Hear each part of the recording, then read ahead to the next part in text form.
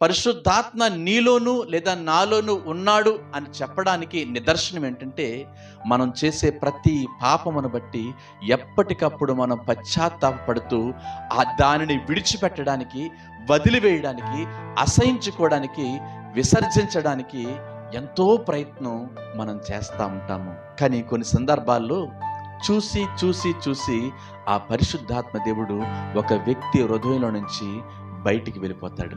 నేను మీకు ఒక మాట జ్ఞాపకం చేయాలి. ఒక వ్యక్తికి దేవుడు విధించేటువంటి ఒక భయంకరమైన శిక్ష ఏంటో తెలిసిన? ఒకవేళ మీరు అనొచ్చేమో, రోగం ఇస్తాడేమో అని అనొచ్చు, లేదా ఆర్థిక ఇబ్బందుల, లేదా కుటుంబ సమస్యల, లేదా ఏదైనా యాక్సిడెంట్ జరుగుతుందా, ఏదైనా శాపం మోయవలసి వస్తుందా, ఇదా దేవుడు ఇచ్చేటువంటి భయంకరమైన శిక్ష అని అనుకుంటే నేను మీ మాట చెబుతాను. దేవుడు ఒక మనిషికి ఇచ్చేటువంటి భయంకరమైన శిక్ష ఏమిటంటే, అతన్ని దేవుడు విడిచిపెట్టేస్తాడు.